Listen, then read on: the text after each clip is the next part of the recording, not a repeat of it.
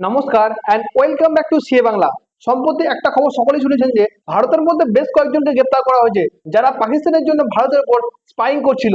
এখানে সব থেকে বেশি চমকে দেওয়ার বিষয় হচ্ছে যে তাদের মধ্যে একজন ট্রাভেল ব্লগার ছিল যার নাম হচ্ছে জেতি মলহোত্রা।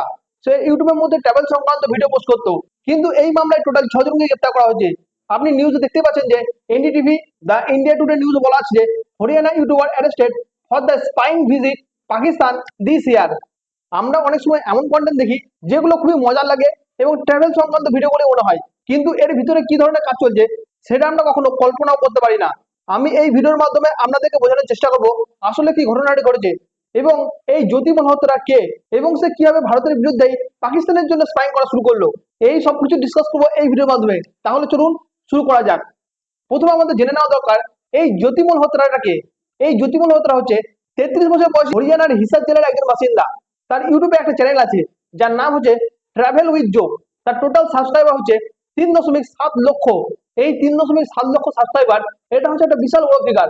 সে ট্রাভেল সংক্রান্ত ভিডিও আপলোড করে, সে দেশের মধ্যে এবং বিদেশের মধ্যে যেখানে ঘুরতে যাক না কেন সে সেখানকার ভিডিও তুলে ধরে তার ভিডিওর মাধ্যমে। কিন্তু এখানে একটা বড় কোশ্চেন হচ্ছে যে তাকে গ্রেপ্তার কেন করা হচ্ছে, তার গ্রেপ্তারের প্রধান কারণটা কি। সম্প্রতি হরিয়ানার সিভিল লাইন পুলিশ তাকে আজকে গ্রেপ্তার করেছে। তার বিরুদ্ধে অফিসিয়াল সিক্রেট অ্যাক্ট 1923 ধারা 3, 4, 5 তার বিরুদ্ধে প্রয়োগ করা হয়েছে। এই ধারাগুলো তখনই প্রয়োগ করা হয় যখন কোনো ব্যক্তি ভারতের বিরুদ্ধে ভারতের সার্বভৌমত্বকে ঠেস পৌঁছানোর চেষ্টা করে এবং ভারতের মধ্যে যে সংবেদনশীল তথ্য এবং যোগাযোগ সংক্রান্ত যে কোনো ধরনের তথ্য যখন অন্য দেশকে শেয়ার করে, তখন এই ধরনের এক তার বিরুদ্ধে প্রয়োগ করা হয়। এছাড়াও নতুন ভারতীয় ফৌজদারি আইন অনুযায়ী ধারা 152 প্রয়োগ করা হয়েছে, যেটা যদি কোনো ব্যক্তি দেশের সার্বভৌমত্ব, ঐক্য এবং অখণ্ডতাকে বিপন্ন করলে এই ধারা প্রয়োগ করা হয়। এখানে জ্যোতি মলহোত্রার বিরুদ্ধে প্রধান অভিযোগটা হচ্ছে যে সে ভারতের সংবেদনশীল তথ্য পাকিস্তানের আইএসআই কে পাঠিয়ে দিত। কিন্তু এখানে প্রশ্ন হচ্ছে যে এটা কিভাবে ঘটলো এবং সে কিভাবে বা পাকিস্তানের সংস্পর্শে এলো। এই ঘটনাটা শুরু হয় 2023 সালে, যখন সে নর্মালি পাকিস্তান ঘুরতে যাওয়ার জন্য পাকিস্তান হাই কমিশনে ভিসার জন্য যোগাযোগ করতে যায়। আর তখন সেই পাকিস্তান হাই কমিশনে একজন অফিসার থাকে, তার নাম হচ্ছে এহসান উল রাহিম, যে ওরফে ড্যানিশ নামে পরিচিত। আর সে সময় ড্যানিশের সঙ্গে জ্যোতির যোগাযোগ হয়, কিন্তু এই ড্যানিশ ভারতের হাই কমিশনের মধ্যে থেকে ভারতের উপরই স্পাইং করতো। আর তার জন্য ভারত সরকার তাকে পার্সোনা অফ নন গেটা দিয়ে ভারত থেকে বের করে দিয়েছে। কিন্তু যখন জ্যোতি মলহোত্রার সঙ্গে ড্যানিশের আলাপ হয়, তখন ড্যানিশ পাকিস্তানের আইএসআই এর কোঅপারেটিভদের সঙ্গে যোগাযোগ করে দেয়, অর্থাৎ তাকে পরিচয় করে দেয়। জ্যোতি এই পর্যন্ত গত 2 বছরে 4বার পাকিস্তান সফর করেছে, যার মধ্যে 2023 সালে সে 2বার পাকিস্তানে ট্রাভেল করে এবং সে ট্রাভেল ব্লগিং এর অজুহাত দিয়ে সেখানে গিয়ে সে আলী আয়ান, সাকির এবং রানা সহবাজ সহ বিভিন্ন আইএসআই সংযুক্ত লোকের সঙ্গে দেখা করে। ভারত সরকার বলছে যে সে ভারতের তথ্য পাকিস্তানকে দিয়ে দিয়েছে। তার বিরুদ্ধে প্রধান অভিযোগটা কি? তার প্রধান অভিযোগ হচ্ছে পাকিস্তানের সঙ্গে ভারতের সীমান্তবর্তী রাজ্য রাজস্থান, পাঞ্জাব এবং হরিয়ানার সামরিক অবকাঠামো সংক্রান্ত ছবি পাকিস্তানকে শেয়ার করে দিয়েছে। কি ধরনের ছবি পাঠিয়েছে? যেদিকে সেনা চলাচল করে, সীমান্তবর্তী এলাকার ছবি এবং ভারতীয় সেনার যেসব নজরদারি প্যাটার্ন, এই সব কিছু ভিডিও করে পাকিস্তানকে পাঠিয়ে দিয়েছে। আর এইসব তথ্য পাকিস্তানকে দেওয়ার জন্য সে ব্যবহার করেছে হোয়াটসঅ্যাপ, টেলিগ্রাম এবং স্ন্যাপচ্যাট।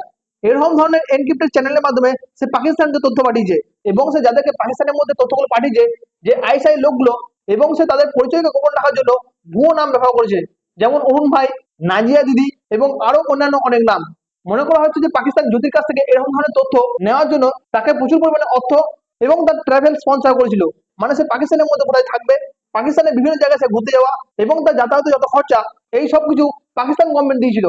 তবে বর্তমানে আজকে তাকে 5 দিনের জন্য জেল হেফাজতে রাখা হয়েছে এবং তার ফোন এবং ল্যাপটপ থেকে ডিজিটাল ফরেন্সিক ডেটা বের করা হচ্ছে, চ্যাট, ডকুমেন্ট এবং বিভিন্ন ধরনের ছবি খতিয়ে দেখা হচ্ছে। কিন্তু শুধুমাত্র এই জ্যোতি মলহোত্রাই নয়, আরেকজন মহিলা 32 বছর বয়সী পাঞ্জাবের মেলেরকোটার বাসিন্দা, ঠিক সেম ভাবে এই মহিলাকেও ড্যানিশ তাকে প্রেমের ফাঁদে ফেলে তার কাছ থেকে তথ্য সংগ্রহ করেছিল। এই 32 বছর মহিলাটি যখন গত ফেব্রুয়ারি মাসে পাকিস্তানের হাই কমিশনারে যায় পাকিস্তান ট্রাভেলের জন্য ভিসা অ্যাপ্লাই করার জন্য, তখন এই মহিলার সঙ্গে ড্যানিশের যোগাযোগ হয়। তাকে ড্যানিশ বলে যে এইসব হোয়াটসঅ্যাপ, ফেসবুক ছেড়ে তুমি আমার সঙ্গে সবসময় টেলিগ্রামে যোগাযোগ করবে, কারণ হচ্ছে টেলিগ্রাম এমন একটা জায়গা যেখান থেকে তথ্যকে খুঁজে বের করা খুবই কঠিন হয়ে পড়ে। আর এরপরে জানিস তার সঙ্গে প্রেমের সম্পর্ক করতে চেষ্টা করে ভিডিও কল এবং চ্যাটের মাধ্যমে। আর এইভাবে জানিস একটা গোটা নেটওয়ার্ক তৈরি করেছে। তবে এখনো পর্যন্ত বর্তমানে 6 জনকে গ্রেপ্তার করা হয়েছে। এইসব ব্যক্তিগুলোকে বিভিন্ন রকমের ক্যাটাগরিতে ভাগ করে দেওয়া হয়েছিল, যেমন একজনকে ইনফর্মার হিসেবে রাখা হয়েছিল, একজনকে ফান্ড হ্যান্ডেলার হিসেবে রাখা হয়েছিল, একজনকে ফ্যাসিলিটেটর হিসেবে রাখা হয়েছিল। এরকম ভাবে এক একজনকে এক এক রকমের কাজে বিভক্ত করে দেওয়া হয়েছিল। এখানে এইসব ব্যক্তিগুলোকে দিয়ে পাকিস্তানের মূল উদ্দেশ্য কি ছিল? সফট প্রো পাকিস্তান ভাবমূর্তি তৈরি করা। তার মানে হচ্ছে যদি যখন পাকিস্তানে যায় এবং পাকিস্তানের মধ্যে ব্লগিং করে যদি এই ব্লগিং এর মাধ্যমে দেখানোর চেষ্টা করেছি যে পাকিস্তানের মানুষ কতটা ভালো এবং ওখানকার পরিবেশ কতটা সুন্দর। দ্বিতীয়ত হচ্ছে সীমান্ত এলাকায় সেনা সংক্রান্ত তথ্য সংগ্রহ করা, এবং 3 নম্বর হচ্ছে সামাজিক ইঞ্জিনিয়ারিং এর মাধ্যমে সাধারণ মানুষকে ভাবানো। কিন্তু এখানে এটা স্পষ্ট যে যদি কোনো ব্যক্তি ভারতে থেকে এবং সে যদি ভারতের সিটিজেন হয় এবং সে ভারতের শত্রু দেশ বিশেষ করে পাকিস্তানকে এবং চীনকে যদি তথ্য পাঠায়, তাহলে সে সরাসরি দেশের সঙ্গে বিশ্বাসঘাতকতা করছে। এই ঘটনা দেখায় যে কিভাবে সোশ্যাল মিডিয়াকে ব্যবহার করে পাকিস্তান ভারতের মধ্যে স্পাইং করে চলেছে। এতদিন ধরে পাকিস্তান বিভিন্ন রকমের পদ্ধতি ব্যবহার করে আসতো, যেমন হানি ট্র্যাপ, সাইবার মেসেজিং, আর্থিক লোভ দেখিয়ে এইসব কিছু করতো। কিন্তু বর্তমানে সোশ্যাল মিডিয়ার মাধ্যমে সহজেই ভারতের মধ্যে স্পাইং করছে। এই ঘটনা তদন্তে স্বরাষ্ট্র মন্ত্রক এবং বিদেশ মন্ত্রক একত্রে কাজ করছে, এবং জ্যোতি মলহোত্রা ভারতীয় সেনা যেসব সামরিক ঘাঁটির ছবি এবং ভিডিও পাকিস্তানকে শেয়ার করছে, সেই সব জায়গায় ভারতীয় সেনা এবং বিএসএফ দিয়ে নজরদারি বাড়ানোর নির্দেশ দেওয়া হয়েছে। তৃতীয়ত হচ্ছে তার ছবি এবং ভিডিও যেসব সে পাঠিয়েছে সেগুলো টোটাল ডিজিটাল ফরেন্সিক বিশ্লেষণ চলছে। যারা এই জ্যোতি মলহোত্রাকে বিশ্বাস করে তার চ্যানেলটাকে সাবস্ক্রাইব করে রেখেছিল এবং তার যত ফ্যান ফলোয়িং, তারা কি বলছে, বর্তমানে যারা জ্যোতির চ্যানেল ফলো করতো তারা সবাই হতবাক হয়ে গেছে। তার ফলোয়াররা জ্যোতি মলহোত্রা সোশ্যাল মিডিয়ার অপব্যবহারকে নিয়ে উদ্বেগ প্রকাশ করেছে। কিন্তু এই ঘটনা বর্তমানে শুধুমাত্র এই একটাই নয়, গত 2025 সালের এপ্রিল মাসে একজন বিএসএফ জওয়ানকে গ্রেপ্তার করা হয়েছে, এবং 2025 সালের মার্চ মাসে রাজস্থানের 2জন নাগরিককে গ্রেপ্তার করা হয়েছে, যারা রাজস্থানের মধ্যে ভারতীয় সেনার তথ্য ফাঁস করছিল। এবং 2024 সালে 20 জনের বেশি মানুষকে গ্রেপ্তার করা হয়েছে। অর্থাৎ সামাজিক মাধ্যমে এটি হচ্ছে একটা বড় লিগ, অর্থাৎ ভারতের মধ্যে একটা বড় হুমকি।